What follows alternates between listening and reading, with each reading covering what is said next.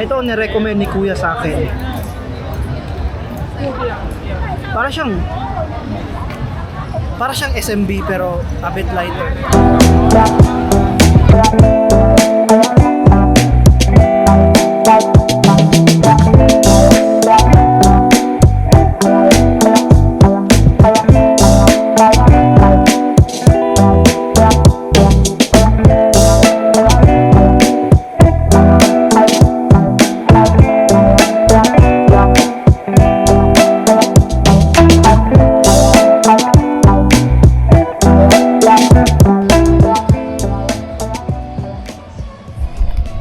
Hello.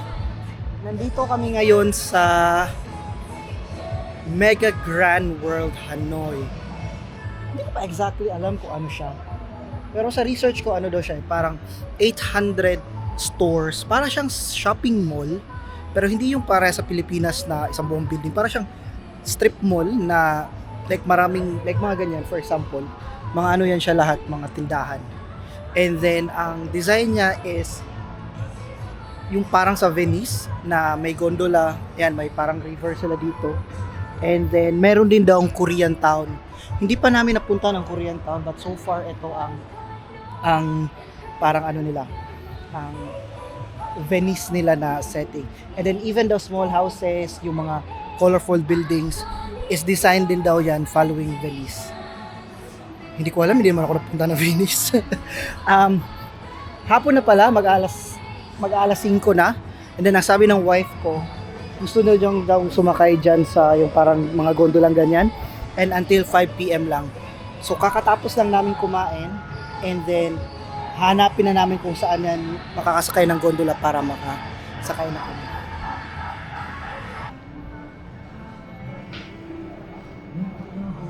Ang laki ng lugar. Hindi mo pa nakikita ang dulo dyan. And then pag titingin ka dito, hindi mo rin makikita pa ang dulo. And then may nakita ako mga rides, yung parang tower sa Enchanted Kingdom na drop. Pero ang sabi namin, nakita namin yung gondola nandun sa harap. Ang challenge namin ngayon, hindi pala kami nakadala ng ample cash. And walang ATM na available dito. Wala ding bangko na malapit. Nagtanong na kami ng several locals kasi tinignan namin sa Google Maps. Ang closest ATM and bangko is 2 kilometers pa. So nagtanong kami sa mga tao dito. Sa 3 taong tinanong namin, mga 2 kilometers daw talaga ang ATM. Kaya if pupunta kayo dito, magdala kayong pera. Meron naman sigurong mga stores dito na tumatanggap ng credit card. Pero yung nakainan kasi namin kanina is hindi sila tumatanggap, cash lang. Kaya just to be sure, magdala kayo ng cash papunta kayo dito. Isa din sa napansin ko is ang dami pang sarado. Doon sa harap mismo, yung harap nung may malaking barko kanina, may marami mga bukas. Pero itong dito is mostly sarado siya. And even doon sa harap, marami ding sarado. And hindi ko malaman kung ano ang theme ng lugar nito. May ganyan. Marpayang nightclub. Pero nga, maraming sarado. And akala ko yung mga taas na yan is may function, ay gumagana. May napuntahan kami isa na may table siya sa taas pero walang tao. Pero mostly, walang laman din yung taas. Hindi ko alam kung kailan nagbukas to. Baka hindi pa siya fully operational, baka ganito. Pero so far sa napansin ko, medyo maraming sarado pa talaga.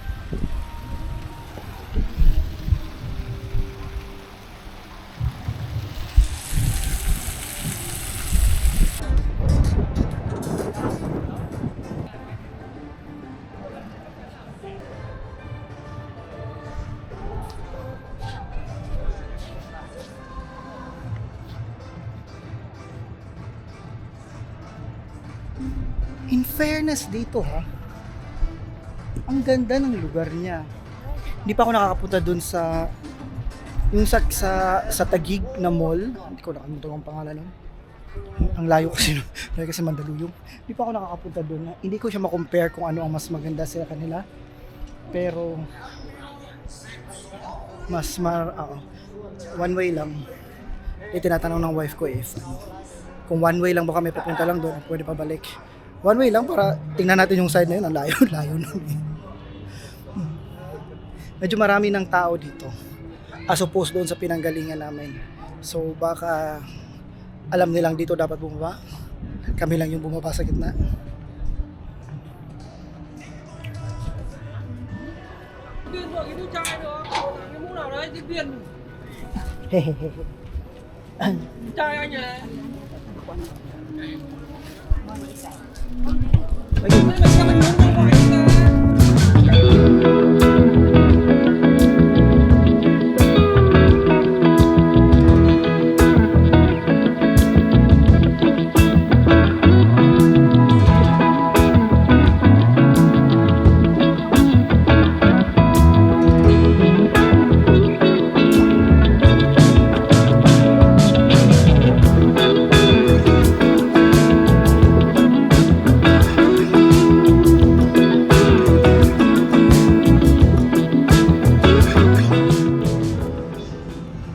Tapos na kami, pabalik na kami.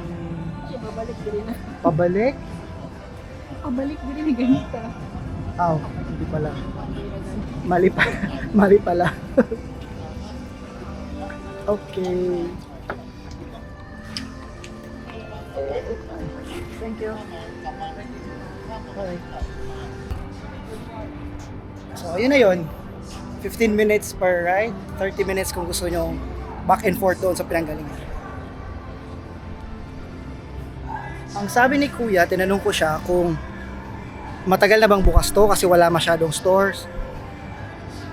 Hindi niya ako sinagot exactly, pero may sinabi siyang information na nakatulong. So apparently, since hindi daw masyadong marami ang mga tao na pupunta, marami daw mga stores na nagko-close. Kaya supposedly 10 PM pa siya magko-close. Yung iba is nagko-close na maaga dahil ayun nga, wala masyadong tao. Hindi ko pa rin alam kung kailan siya officially nag-start operate. Ito yung mga Tito Post.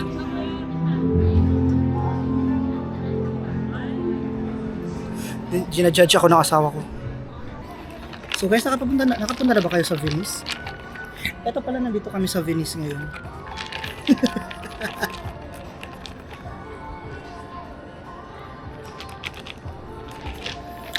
Avocado yung coconut. Masarap. Parang ice cream na smoothie. Sawa ko matcha latte. Parang damo ang lasa. Babalik na siguro kami. So, wala masyadong open. Kasi originally, ang gusto sana ng wife ko is may parang cultural show kasi sila ng alas 9 daw. So yun parang pupuntahan sana namin. Pero if ganito wala masyadong tao, wala masyadong store, alis na lang kami ng maaga. If hindi pala kayo nakadala ng cash, may mga stores naman na may credit card.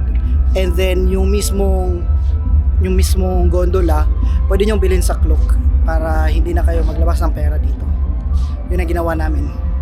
Pauwi na kami ngayon, inantay na lang namin yung bus. So nung pumunta kami dito, nag-grab kami, nasa mga 300, 400 ata yung bayad sa grab.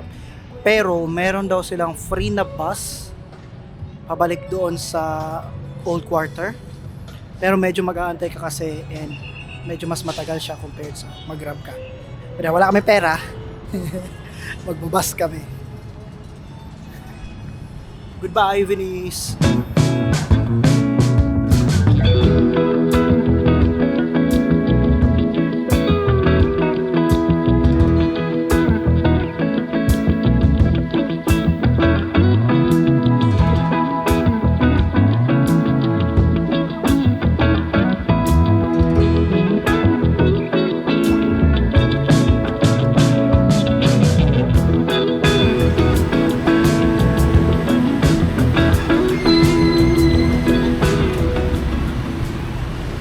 Magsasalita na sana ako na nakita ko yung jeep na yun. Nakabalik na kami ng Old Quarters. Binaba kami kanina sa Hanoi Opera House ng free bus. Nagwi-withdraw lang yung asawa ko at punta kami sa Beer Street. Supposedly, marami kaming gagawin tonight but I had to cancel my leave for tomorrow kasi ang dami kong naiwan na work. So kanina nagtrabaho ako. And then it made apparent na ang dami kong kailangan gawin. So ika-cancel ko na lang yung leave ko bukas, magtatrabaho ako buong araw. So tonight will be like our semi last night in Hanoi, and then bukas yung actual last night namin kasi madaling araw pa naman ang biyahe namin pabalik ng Pilipinas. Di naman kami magtatagal sa Beer Street. Tingnan na namin kung ano yung meron. Maybe drink a beer or two and then uwi na. Yun ang agenda namin for today. Ang sabi sa amin ng food guide namin na si Jasmine, gigibain na daw to last week. Ito yung shark jaw. Still alive. Still so many people. Okay, tawid na tayo.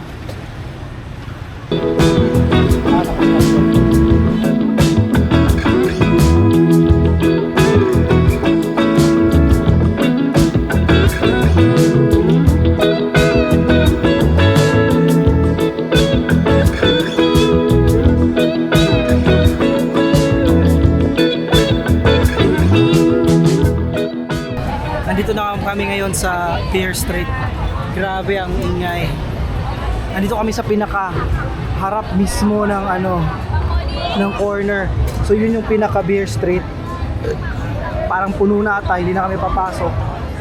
And then nandito kami sa pinakaharap.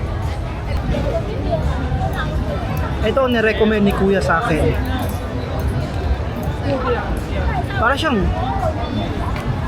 Para siyang SMB pero a bit lighter.